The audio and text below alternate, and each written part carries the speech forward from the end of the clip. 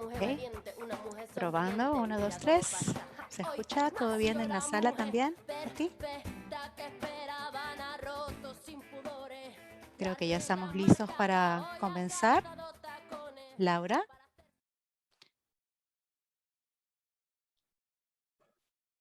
Hola, ¿me oyen bien? Sí. ¿Qué tal? ¿Cómo estás? Muchísimas gracias por estar el día de hoy con nosotros en la sesión de Amerivox. Realmente es un gusto poder verte y poder tenerte como expositora el día de hoy.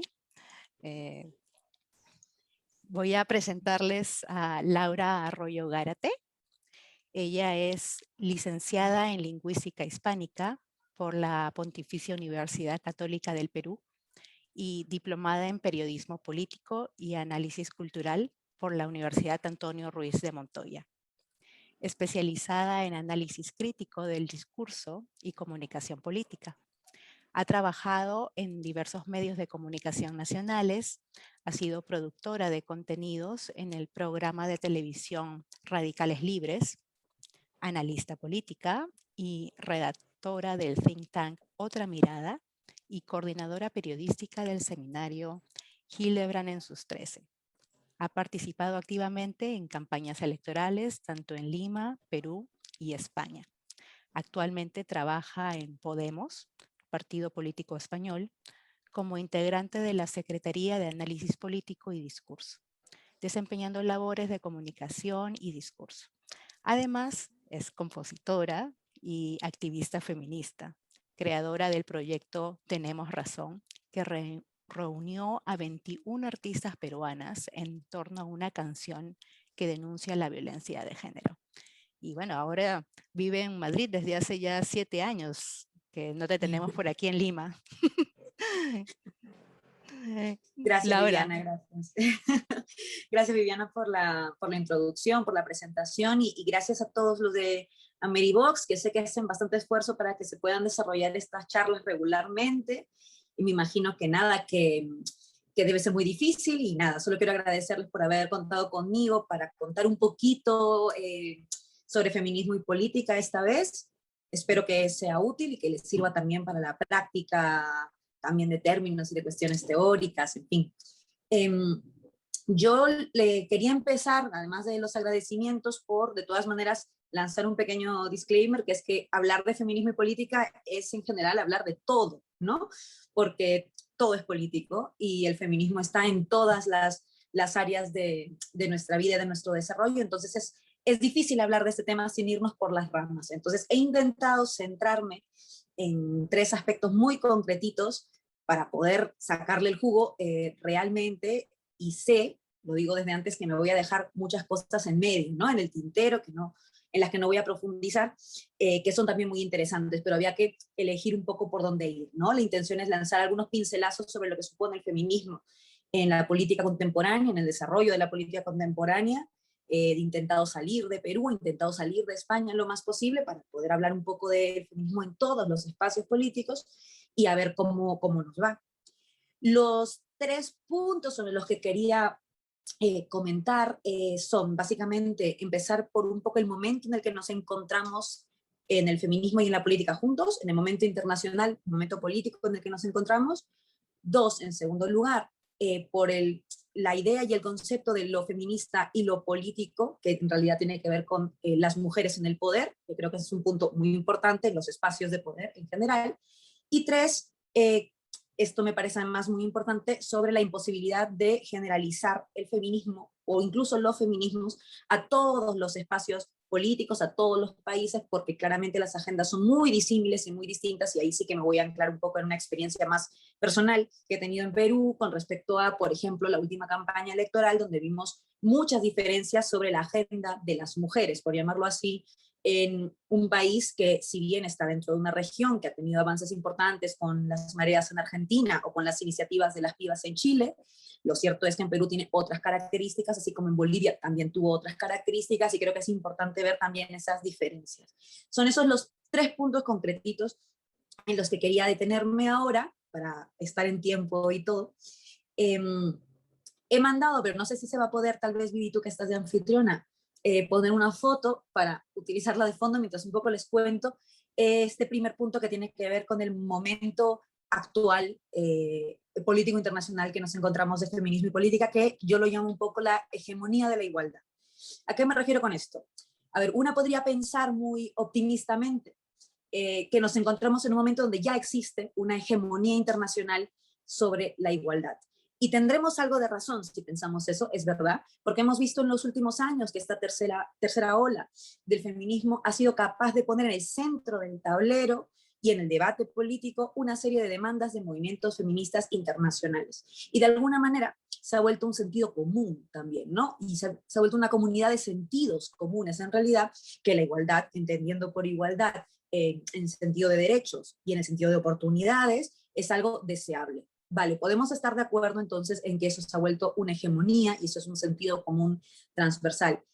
Y sin embargo, esto que es además la esencia del feminismo, porque la definición del feminismo es eso, en última instancia, la defensa de la igualdad, lo cierto es que estaríamos tal vez adelantándonos mucho, creo yo, si creyéramos que esta hegemonía está ganada y no se encuentra constantemente en disputa. Y creo que esta es justamente la clave, que hemos visto también como con el aumento, como con el despliegue, como con el ganar terreno del discurso feminista y no solamente de los derechos, sino de nuestras demandas y nuestras urgencias, sino también de nuestras posiciones en los espacios de poder. Hay muchas más mujeres en espacios de poder que antes, por supuesto, pero creo que con todo esto ha venido también una ola, que es la ola de la reacción. Y si no tomamos en cuenta la ola de la reacción, pues nos vamos a encontrar particularmente vulnerables para cuando empiece a ocupar todos los espacios que también va ocupando. Entonces, vamos por partes. Creo que si yo hablo, por ejemplo, de Harvey Weinstein, todos tendremos claro de quién estamos hablando. Si no lo conocemos por sus posiciones de poder en la industria cinematográfica, que ya es una industria de muchísimo poder y muchísimo eco, si no lo conocías por eso, pues lo conoces por el gran caso bueno, de lo que fue luego el movimiento de Me Too, de muchísimas mujeres denunciando situaciones de abuso de poder y agresiones sexuales en última instancia de esta persona hacia todas ellas. Agresiones machistas, en suma.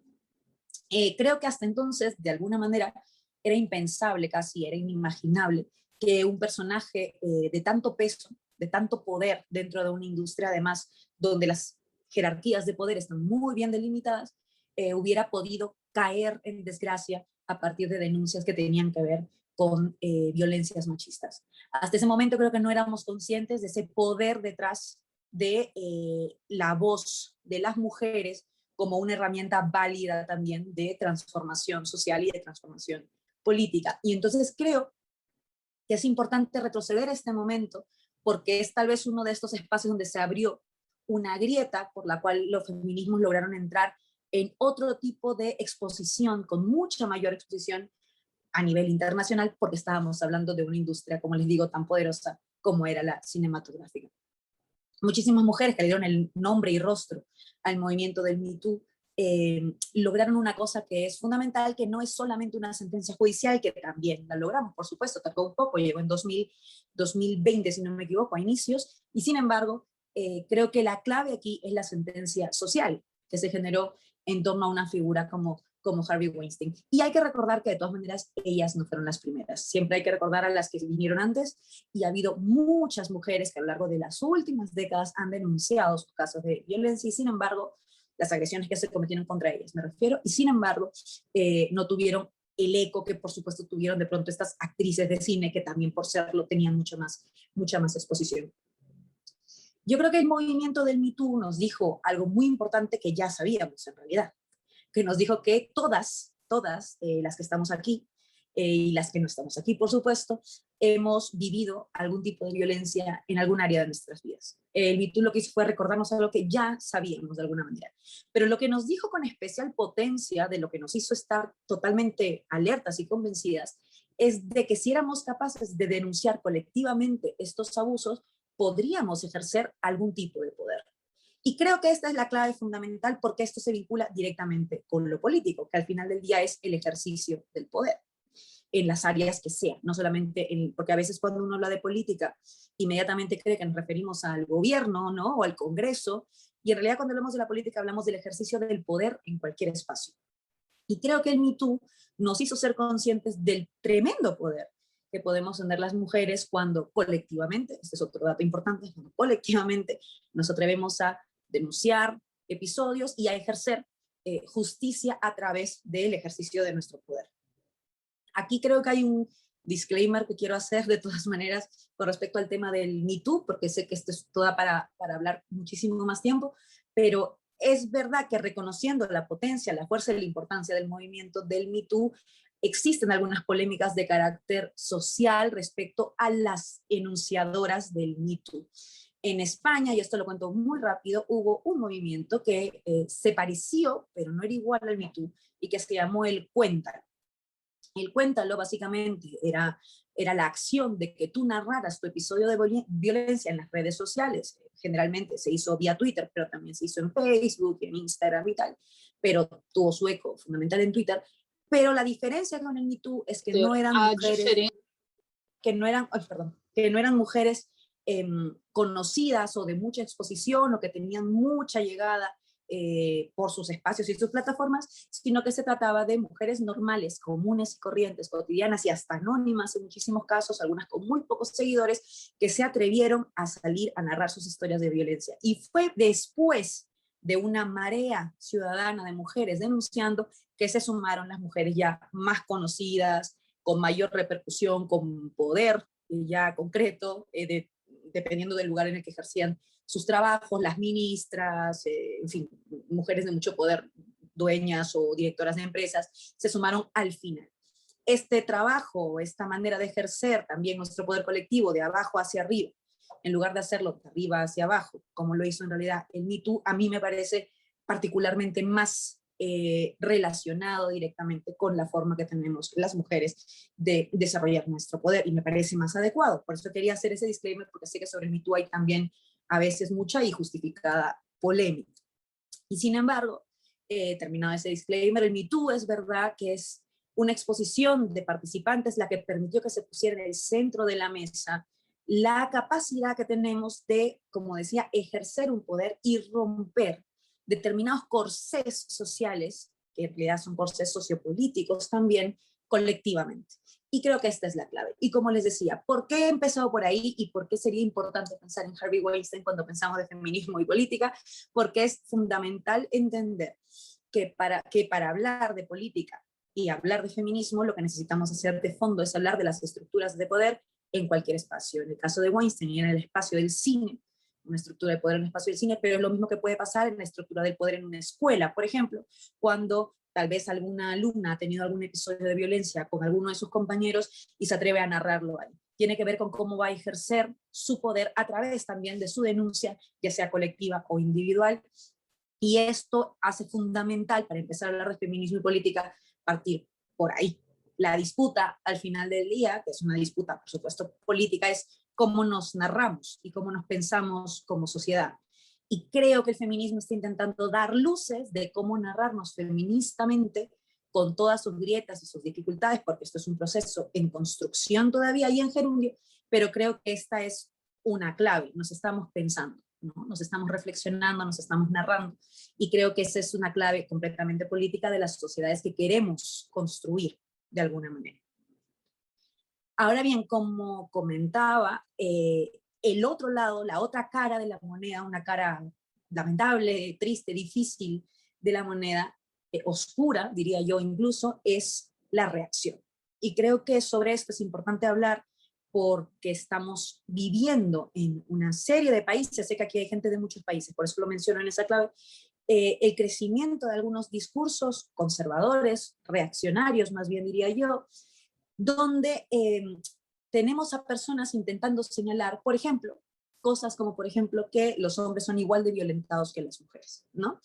O esto lo hemos escuchado mucho en España, sobre todo por el grupo político de Vox, por ejemplo, que son los hombres migrantes los que violan a las mujeres, mayoritariamente, y no los hombres españoles, por ejemplo, ¿no? ¿A qué voy con esto? Estos argumentos, yo estoy intentando no meter mis opiniones políticas sobre esto, pero claramente estos argumentos son falsos por una razón muy concreta. Están los datos, estamos hablando aquí ya de fake news directamente.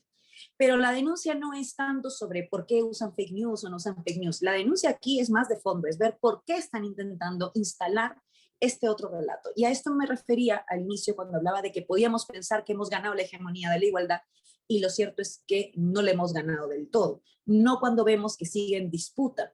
Y sigue en disputa justo por este tipo de discursos que lo que buscan es narrar una realidad distinta, con otras gafas, con otros lentes, con otros prismas, que permitan que no haya un problema, con lo cual no hay nada que solucionar.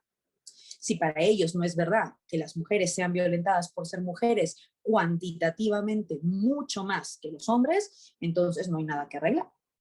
Habrá que arreglar en general la inseguridad ciudadana, pero no habrá que arreglar las estructuras que permiten que siga considerándose que las mujeres son posesión de los hombres y que por tanto ellos pueden ejercer alguna posición de dominio sobre ellas, sobre sus cuerpos, sobre sus decisiones y en última instancia sobre sus vidas. No hay por qué tocar ese tema porque es lo mismo para hombres y mujeres, ¿no?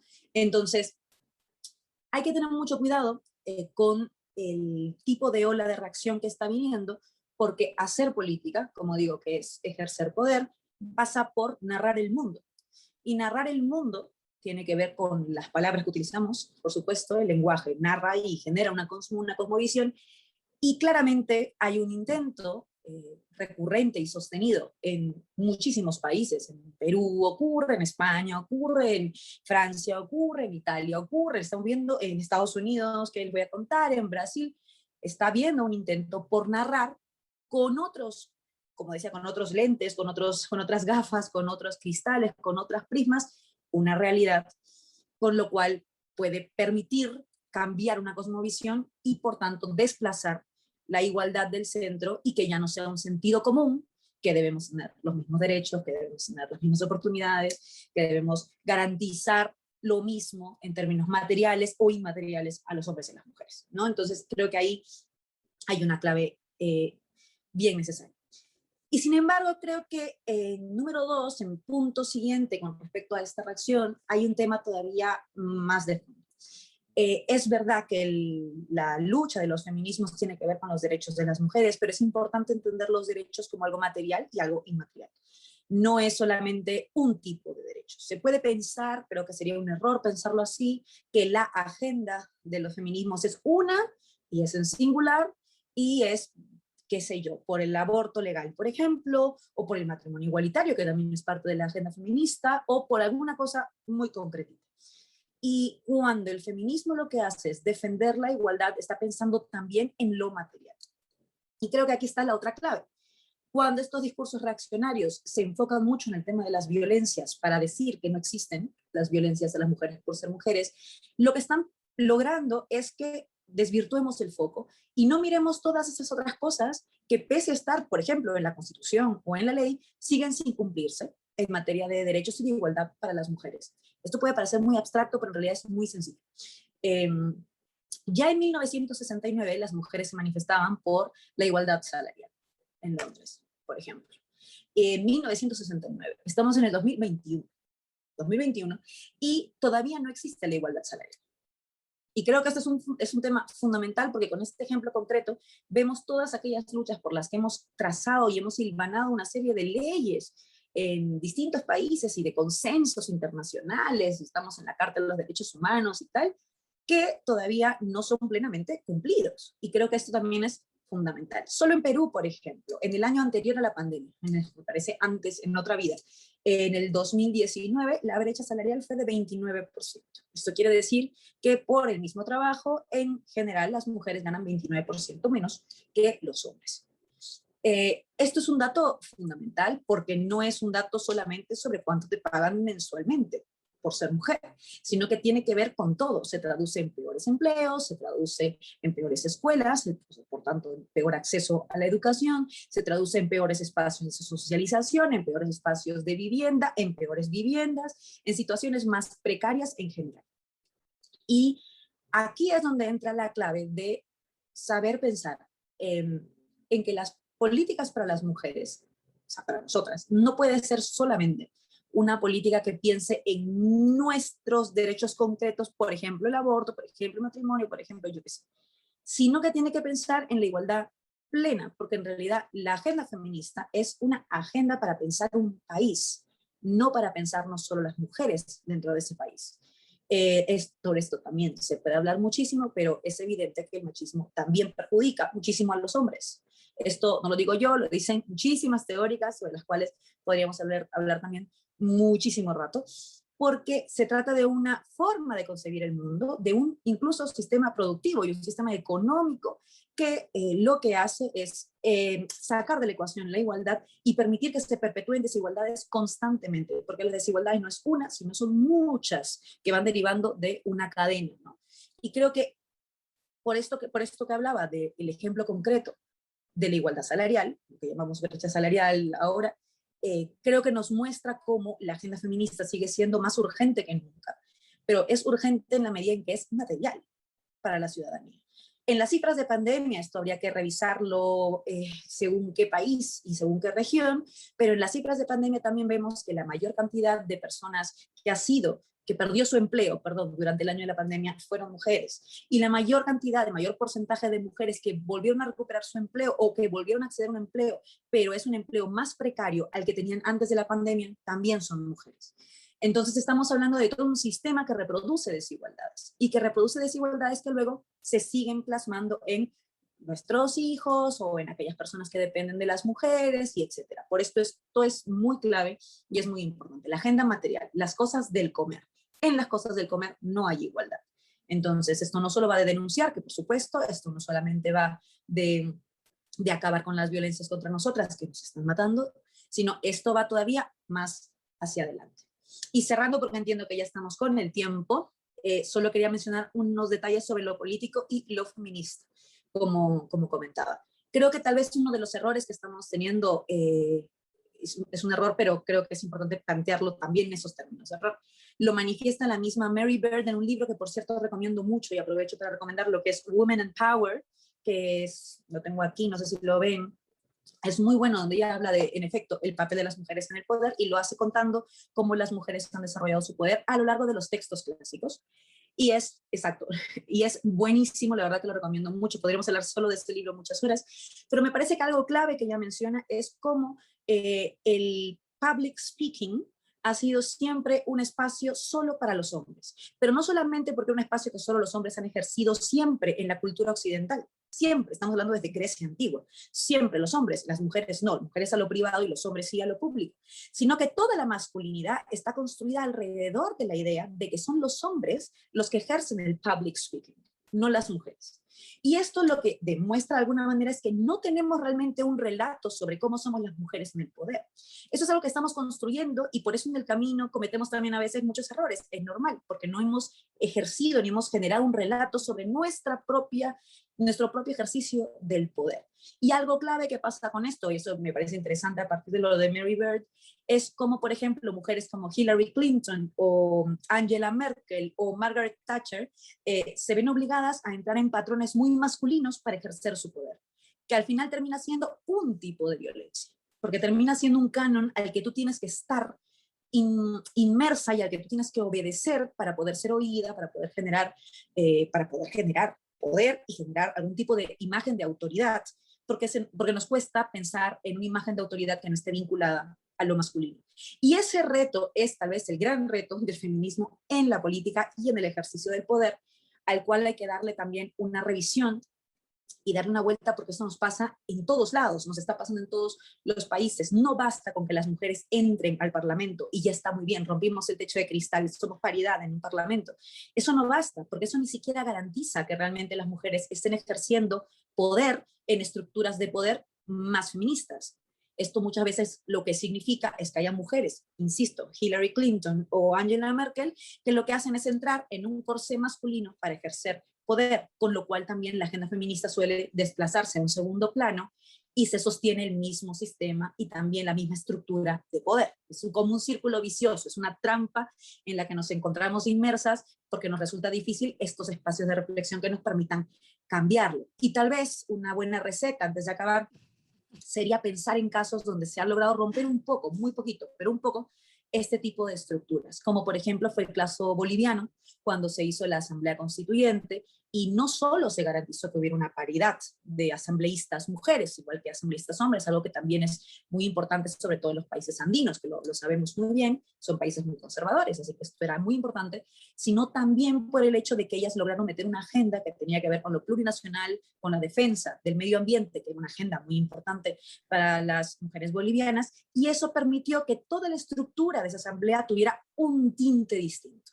Y ahí es donde tal vez estamos necesitando pensar un poco más en nuestro ejercicio del poder, no solamente el poder como algo que tú posees, sino también como algo que tú ejerces, sobre todo, como un verbo, ¿no? El poder como un verbo que tú ejerces y que por tanto lo forcemos a entrar en nuestros cánones de cómo nosotras ejercemos poder cotidianamente, que es colectiva, que es más amplia y que no pasa por solamente las políticas feministas tampoco, sino que somos capaces de hacer política sobre todo, no solamente sobre los temas que tienen que ver con mujeres, sino sobre temas que tienen que ver con todo, que es otra cosa que dice Mary Bird, no podemos seguir solo en el nicho de agenda para mujeres porque somos mujeres, ¿no? Y creo que eso sería. Exactamente, exactamente, Laura. Muchísimas, muchísimas gracias